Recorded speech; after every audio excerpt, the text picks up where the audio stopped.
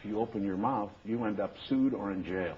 Can I just respond to that? First, Mr. McCarthy, I read a 2-page article by Reuters about you advising closely the Turkish government on how to deny the Armenian genocide in Europe, and particularly, and you're quoted extensively. I do have the article, but I'm sure you have it. Bring it out, because it's a lie. It was big news. But let me say this. We have to make a distinction between France and Switzerland and their laws against hate speech, and the fact that right now 200 writers and journalists are facing prison sentences in Turkey for intellectual thought.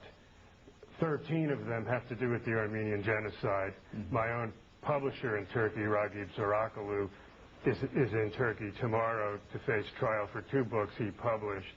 In the 1990s, Turkey led the world in imprisoned writers and intellectuals, ahead of China and Syria almost every year. More children tortured in Turkey than any country in the world. Mostly these were Kurdish kids who were in jail. The history of violence against intellectual thought is intimately intertwined with the history of the Armenian genocide. And I would note that the documentary has such a compelling moment in which it discusses the rounding up of Armenian intellectuals in Constantinople, 250 of them, almost all of them who were tortured, killed, and murdered in the interior at the very beginning. And it also spoke to the systematic nature of the genocidal program, because you cut the head of the state, the culture you want to kill off first. And this happened throughout Anatolia, so that Armenia lost all of its intellectuals in 1915 and 16. Let me raise with both of you, if I might, a question that was raised in the documentary, which is, why is it important to you that this be labeled a genocide as opposed to a tragedy or a war crime or a fiasco or a disaster? I have a more concern than whether we have to label this as genocide or not. The main concern is whether Turkey should be a democratic country or not, whether Turkey should face its own history or not. Armenian genocide is only a part of it. In Turkish history, we have a lot other human rights abuses, a lot other human rights violations, and if Turkey wants to be a democratic country and wants to be a part of European Union, Turkey should face its own history, and it should not be a problem for Turkish scholars, intellectuals to talk about the past. It is not only related to Armenian genocide. It was not easy to talk about the past, about the Kurdish issue. This was the reason why I was arrested in 1976, and it was today, for example, 2 days ago, Mr. Justin McCarthy, 2 police officers came to a journal where I write regularly, Birikim, and invite me to the public prosecutor for an article that I wrote about the motive in genocide, generally, a theoretical article, and this is where we are. The basic problem in Turkey is, if we don't face our history, if we don't discuss the human rights abuses in the past, we cannot establish a democratic future. This is the basic problem, and Armenian genocide is the major of element of it. Whether it's genocide or not, it is so unimportant, because according to international law, you cannot describe it another way. It is impossible. Today we call in Yugoslavia killing of 7,000 men as a genocide. So that it is not the basic problem. Did you want to say something? I would like to actually read what Raphael Lemkin, the man who defined genocide for the international legal community, wrote in 1954 as he was struggling to get the United States to pass the UN Genocide Convention. And he writes this: this convention, meaning the UN Genocide Convention, is a matter of conscience and is a test of our personal relationship to evil. I know it is very hot in July and August for work and planning, but without becoming sentimental or trying to use colorful speech, let us not forget that the heat of this month is less unbearable to us than the heat in the ovens of Auschwitz and Dachau, and more lenient than the murderous heat in the desert of Aleppo, which burned to death the bodies of hundreds of thousands of Christian Armenian victims of genocide in 1915.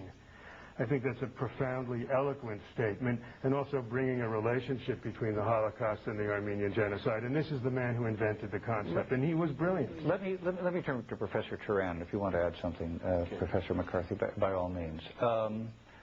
I think it's safe to say that whatever the crimes the German nation committed in the past, there are a lot of people around the world who admire the way, over the past generation, individual Germans and the German government have faced up to the genocide that Germans perpetrated, and not alone, during World War II against the Jewish people. And they have joined the community of nations, and they are admired. And in NATO, in the world community, we think nothing of a German diplomat assigned to a place like Kosovo to head up an international mission, because they have through their integrity and hard work gained a seat back at the world community of nations. Can Turkey do that until they are willing to confront these events and not imprison people who simply want to enter in this debate? Turkey should be a more democratic country, and all the countries of the world should be more democratic. There is nothing wrong with being more democratic. But democratic doesn't mean accepting someone implements, someone forces you to say something which is not true. As an historian, I thought we were here to discuss so-called Armenian Genocide crimes, but we are discussing so many other things, and it's a bit confusing. Would you like an opportunity to make another point about the history from your point of view?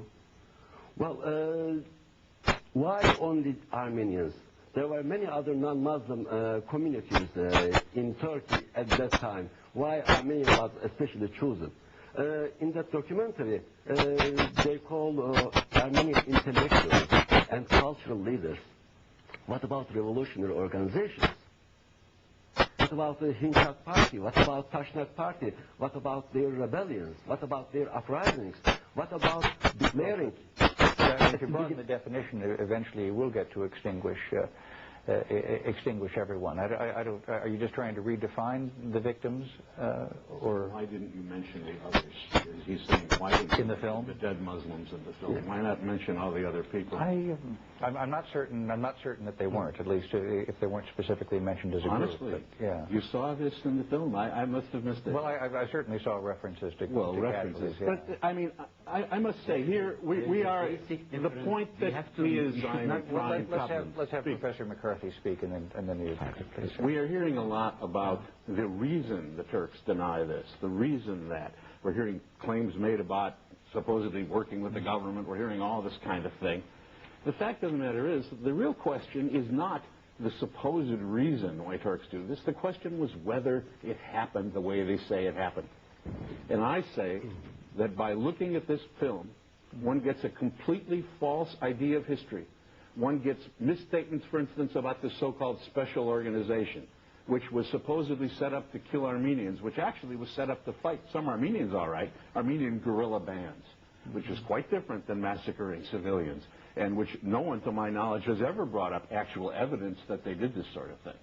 We see constantly in the movie references to slaughters of Armenians, many of which actually took place, but never a reference to the tremendous slaughter of Muslims. We never see the fact that Muslims were slaughtered in greater numbers and died first. We don't see any reference to that. What we should be discussing is the actual history. And if people disagree about history, then we should be having extended debates in other fora, obviously. Professor Akşam, we've only got about 3 minutes left. What happened in history has the traces. The Armenians killed during that period the Muslims is a new legend. There were in Russian army Armenian volunteers, but Muslims killing by the Armenians, it is a legend. It is not true. And what happened in 19? There were Armenians who fought back. I'm not finished. There was not true. There was revenge act. There was revenge act of Armenian Armenians up 1918, 1919. There was party congresses of the CUP, the Union and Progress Party, who organized the genocide. If there were